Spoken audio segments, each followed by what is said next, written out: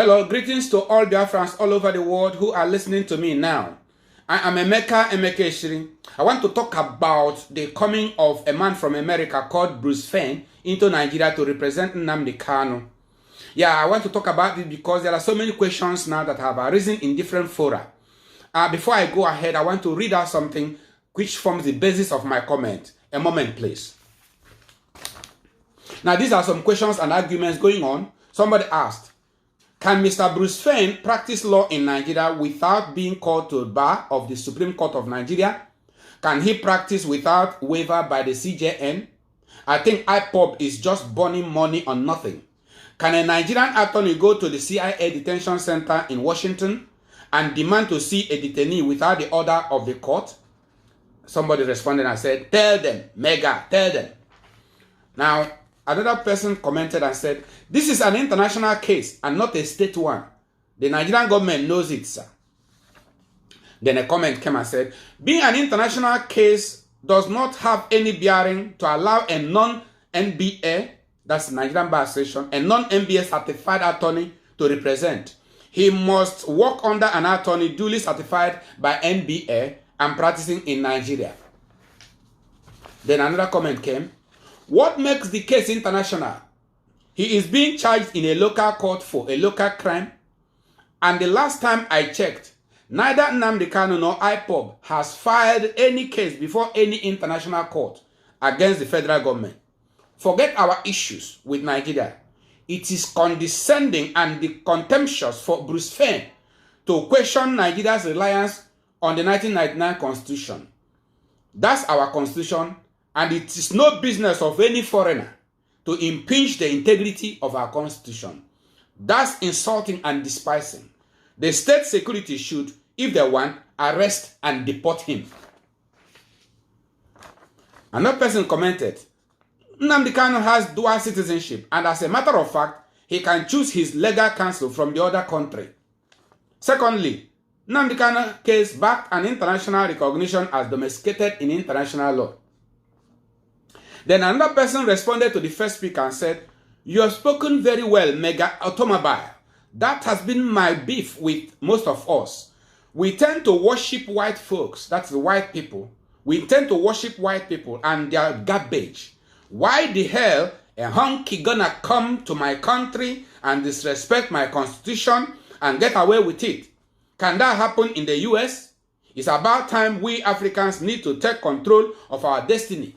Bull crap, cracker, stinking lawyer, my political Bible. That is argument, these arguments and issues and comments going on in the different fora. Somebody, one of them even said that the authorities should arrest Bruce Fein and deport him. Another person said, no, Nnamdi has a right to get any lawyer from any jurisdiction because he has dual citizenship. Now, I want to talk about this because there are issues of law. Now, it's a basic principle of law which even the law students know from the graduate level, that no lawyer can practice in a jurisdiction where he does not have the license to practice.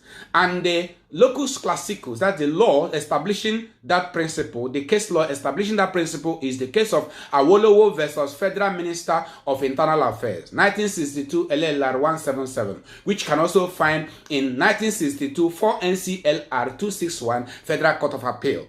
It's a basic principle.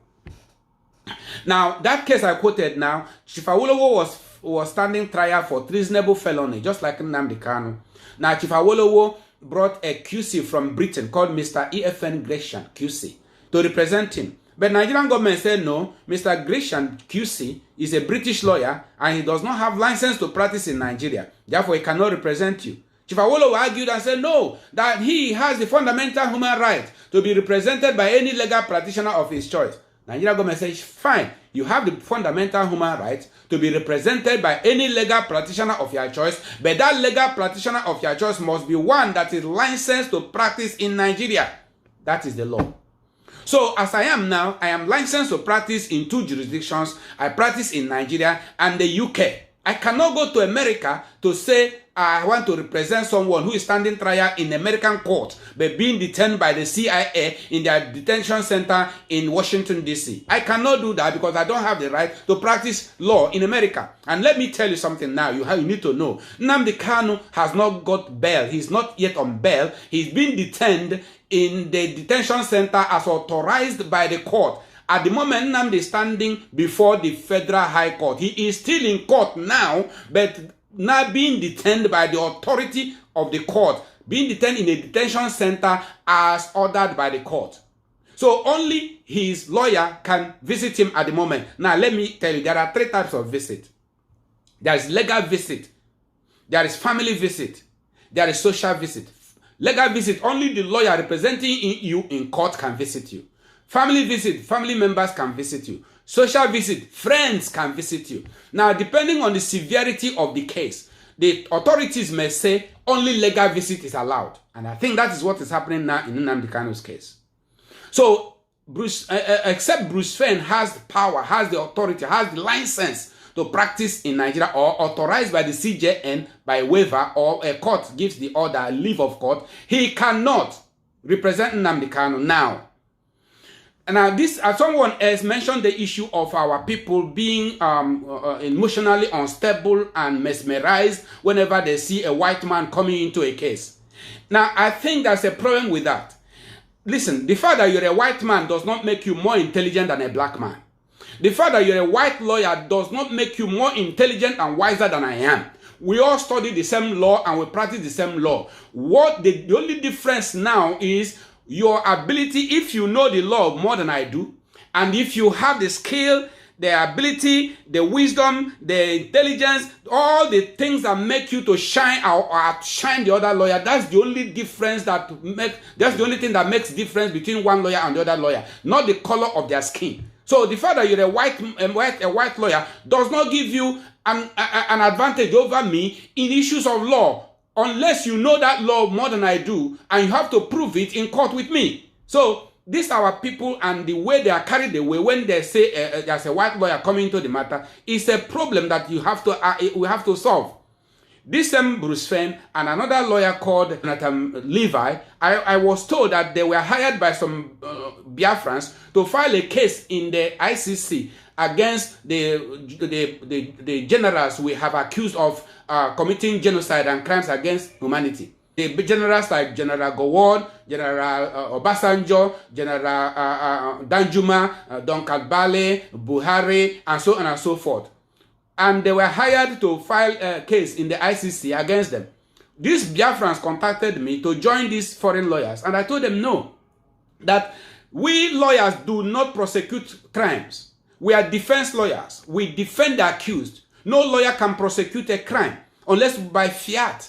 So, but the Biafrans were against me. They said, oh, I was not supporting Bruce Fein. I was not supporting the foreign lawyers. And I told them, no lawyer can prosecute a crime. The crimes are prosecuted by the public prosecutor. The only thing a lawyer can do is to write a petition, and the prosecutor will investigate and decide whether to prosecute or not prosecute. But the Biafrans were raising money and paying them. I think that our people may not be honest about this. Either they are using it to hype up as propaganda to get money through the Biafran struggle. I don't know whether foreigners and Biafrans are now colluding to raise money and raise up the hope of our people and get money from them. I don't know I don't really know. But if these people are honest, they ought to know that you cannot practice in a jurisdiction where you do not have the right to practice, and that a lawyer cannot prosecute criminal case in the ICC. We want to be free from Nigeria. We are not happy with Nigeria. We want freedom, but we want it by due process. We want Nigeria to be restructured so that we have autonomous self-governing regions, or Nigeria to be dismembered entirely so that every person will go to his own way as we were before 1914. But so these are issues of law, and we want it to be done lawfully. And I don't mean any disrespect to my learned friends Bruce Fein. If you do not have the right to practice law in Nigeria, if you do not have the license to practice law in Nigeria, and you don't have the leave of court or waiver by the CJN, then you cannot appear before the authorities to represent someone who is standing trial in the court at the moment. At the moment, Nnamdi Kanu is still standing trial in the Federal High Court. He is not yet on bail. He is still before the court. He's not on bail. He's been detained in a detention center as ordered by the court, the Federal High Court. So only the Federal High Court can authorize you if you do not have the right to represent that client. It's only the leave of court, by the leave of court, that you can now go to interview that person. Only his lawyer has the right to visit him at the moment. So that is the law. Please, I do not mean any disrespect, but we have to be honest in this thing. If you want to raise money for Biafran struggle, raise it in a legitimate way. Don't use falsehood and propaganda and hyping about an international lawyer. What makes it international? It's not an international matter. It is a local court. It is Nigerian court. Only those licensed to practice in Nigerian court can visit a person who is standing trial in the Nigerian court. This is the law. I don't mean any disrespect to my learned friend, Bruce Friend from America, but this is the law. We, as lawyers, must protect the integrity of the legal profession. Thank you, everybody, for listening to me. God bless you.